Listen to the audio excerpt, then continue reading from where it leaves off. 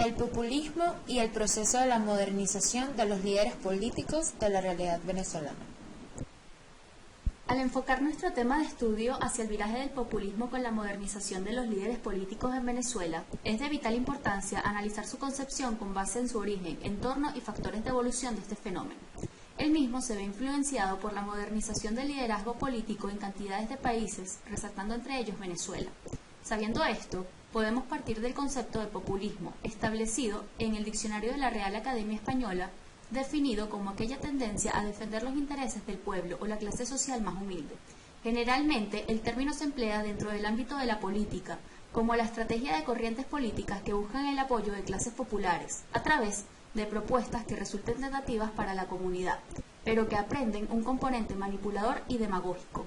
Según el sociólogo Gerard Mauger, el pueblo hace referencia al populismo. Se puede interpretar de dos maneras distintas, como la versión correspondiente al prisma político conservador, que pretende criminalizar a una clase política asentada en el poder, y la segunda versión que se refiere a lo político, donde el pueblo es desposeído por unas élites sobreapoderadas que intentan amoldarlo según sus intereses. En este mismo orden de ideas, Oliver Hill, especialista en ciencias políticas, sugiere que la dificultad en definir populismo obedece a que la palabra no constituye un concepto, sino una categoría moralizante. Siguiendo a Hill, entendemos que el populismo puede dividirse en tres etapas históricas. La primera es la etapa radical, que va de 1850 a 1870, donde se gestan ideas y propuestas, pero todavía no se realizan acciones concretas. La segunda es la etapa anarquista, de 1870 a 1880. Los intelectuales organizan movimientos y grupos con sectores campesinos con el fin de educarlos teóricamente y prepararlos para la lucha. La tercera etapa liberal, que va de 1880 a 1900. De esta forma, los vanguardistas y el pueblo ruso ya no reconocen al populismo como una ideología liberadora, inclinándose más hacia el marxismo-leninismo como ideología contradictoria. En la realidad venezolana, el populismo se ha aplicado de manera tal que todo modelo político está enmarcado por una crisis política.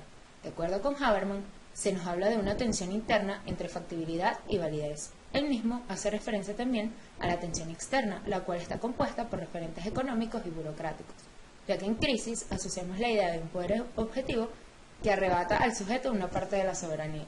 Entendemos entonces que la decadencia del sistema proviene de una fragmentación política donde los sectores sociales se parten y se radicalizan, acumulando ideas de gobernabilidad donde se siente la incertidumbre de cuál será la idea de gobernabilidad viable. Los populismos tienden a convertir la elección en algo no racional, cuando no tienen apoyo total por parte del Estado.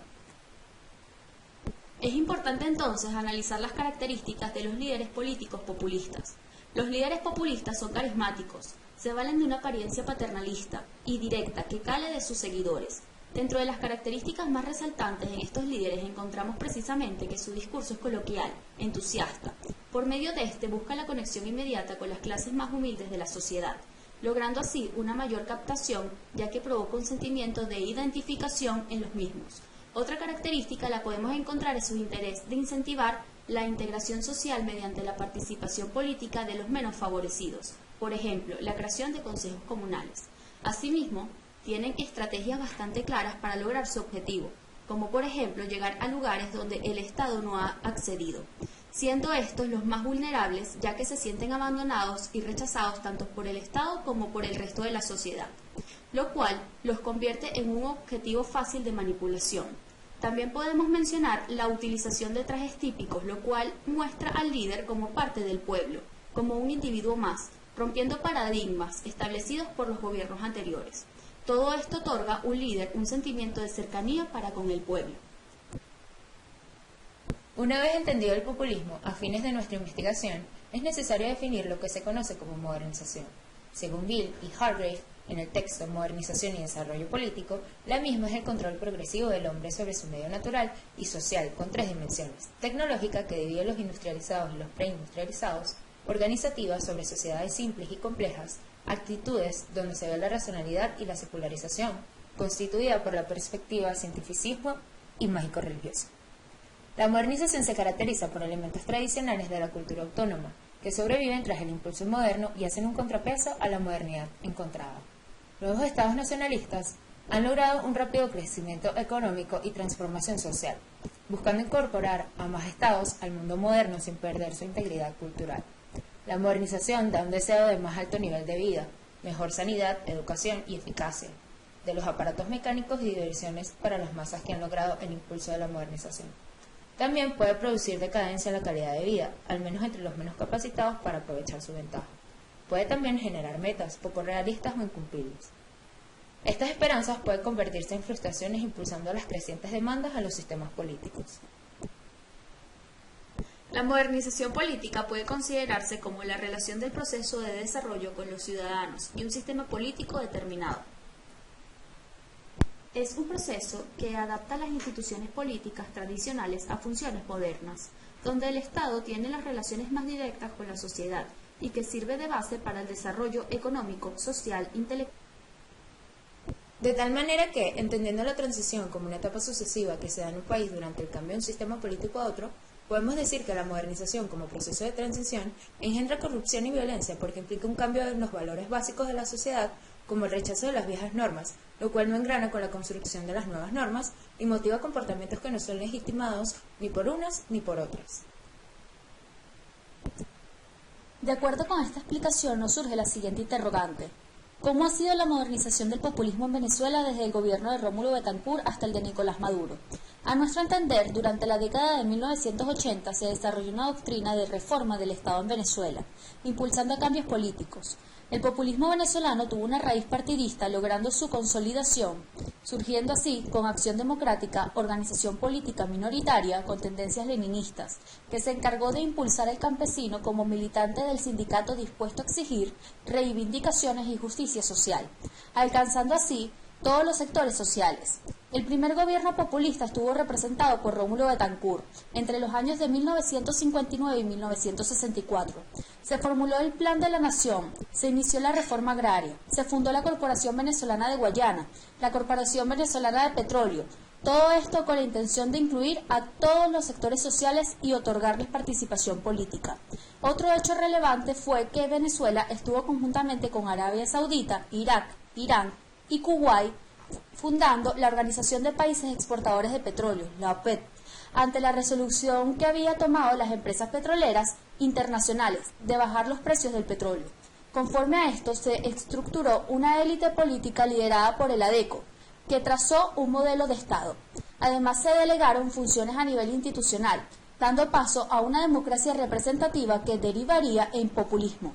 El modelo logró sobrevivir 4 décadas, de 1958 a 1998, gracias a la riqueza petrolera que cíclicamente produjo periodos de bonanza. Continuaron con estas características populistas y modernizadoras Carlos Andrés Pérez, Herrera Campins, Caldera y Hugo Chávez. Hugo Chávez toma el poder en 1999. Y desde el momento de su llegada se acrecienta la crisis en el país. El presidente Chávez dejó saber sus tendencias populistas, promulgando la instauración de un sistema político basado en ideales socialistas y de izquierda que se evidenciaron plenamente en el Plan de la Patria establecido por él mismo. Chávez reunía todas las características de un líder populista, era carismático y rápidamente logró llegar a los sectores populares con mayor desplazamiento y olvido, los cuales inmediatamente se identificaron con el discurso ameno y esperanzador que transmitía el presidente. La creación de consejos comunales y misiones en el ámbito social, la falsa idea de una economía capitalista rentista, así como el discurso entusiasta y coloquial, dejaron conocer los intereses del presidente en lograr una democracia participativa y protagónica en la nación. Inspirado en el modelo cubano del dictador Fidel Castro, e instruido por él mismo, el presidente Chávez se valió de los procesos electorales seguidos, que lo mantuvieron en constante campaña, lo cual le dio aún más protagonismo. Ya para su segundo mandato, el Plan de la Patria establecía un punto de no retorno, en el cual nos dirigíamos hacia la creación de un Estado comunal, propio del llamado socialismo del siglo XXI, en el cual se basaba su gobierno. Chávez poco a poco instauró un modelo socialista dirigido principalmente a los sectores más humildes de la nación, el cual no pudo concluir debido a su muerte, conocida públicamente el 5 de marzo del año 2013. Dejando como sucesor a Nicolás Maduro. Sin embargo, logró calar tanto en la población que incluso hoy en día existe en ciertos sectores un sentimiento de identificación a un post-mortem. Actualmente Venezuela atraviesa una profunda crisis a nivel social, político, económico, cultural y mucho más. A nivel político, las interrelaciones que se desarrollaron entre el gobierno del presidente Chávez y la sociedad se mantienen con base en el populismo, que se ha evidenciado en su discurso desde su primer mandato en el año 1999. Con referencia a lo económico, Venezuela sigue manteniendo a nivel internacional una idea de economía capitalista rentista, lo cual le supone bastante inestabilidad al respecto. En lo social pretende un avance conceptual con la creación de lo que se conoce como Consejo Comunal, que fortalecería al poder popular, siendo esta la base del Estado comunal que ha sido objetivo desde el inicio de dicho gobierno. Por otra parte, existen las misiones, que han prohibido a las masas que habían sido excluidas con anterioridad de recursos públicos y diversas oportunidades, por ejemplo, a lo que la educación se le trata. Finalmente, a nivel social es necesario tomar en cuenta el apoyo o rechazo que recibía el presidente Chávez y su mirada a nivel internacional. Morton Kaplan desarrolló un análisis sistemático mediante el cual podemos explicar el sistema político venezolano a partir de la noción de paradigma. Los sistemas tienen un proceso de entropía, que se define como la tendencia natural de un sistema al equilibrio. Puede ser entropía positiva, que se da cuando el sistema nace, crece, madura, se reproduce y frenece, y de entropía negativa, que es cuando el sistema se adapta y se regenera, por ende consigue el equilibrio y sigue existiendo. El paradigma se dibuja por medio de una campana de Gauss, como la que vemos ahora. Se explica por reglas esenciales, que son las reglas de funcionamiento de cada sistema en un momento dado.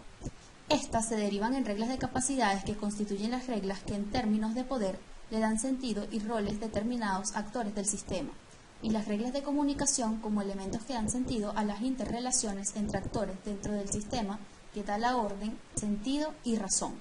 También hace referencia a las reglas de transformación, donde surge otro sistema que lo va a sustituir por las deficiencias. Sabiendo esto, podemos observar que en el sistema político venezolano desde 1945 hasta 1999 se mantuvo un sistema de democracia representativa, como hemos explicado con anterioridad.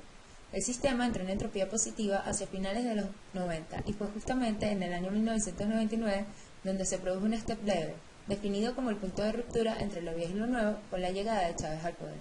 De esta manera se cambió el sistema a una democracia participativa y protagónica, el cual mantuvo una entropía negativa, pero alrededor del año 2007 empezó a entrar en una entropía positiva, teniendo su peor momento en el año 2013 con la llegada del sucesor del presidente Chávez, Nicolás Maduro. Actualmente la oposición apuesta a un proceso de transición, el cual busca un cambio paulatino con pequeños estímulos progresivos, aplicando diferentes estrategias y apostando a una guerra de desgaste, en el cual el gobierno actual se debilite y se genere un cambio, es decir, otro step level que permita establecer un nuevo sistema, a diferencia de un proceso revolucionario que es un cambio abrupto y generalmente violento. Esta presentación fue realizada por Marcos Cardoso, cédula 24.898.663. Bárbara Femenías, cédula 23.186.715. Marco Flores, cédula 19.753.192. Luisana Noriega, cédula 20.652.336.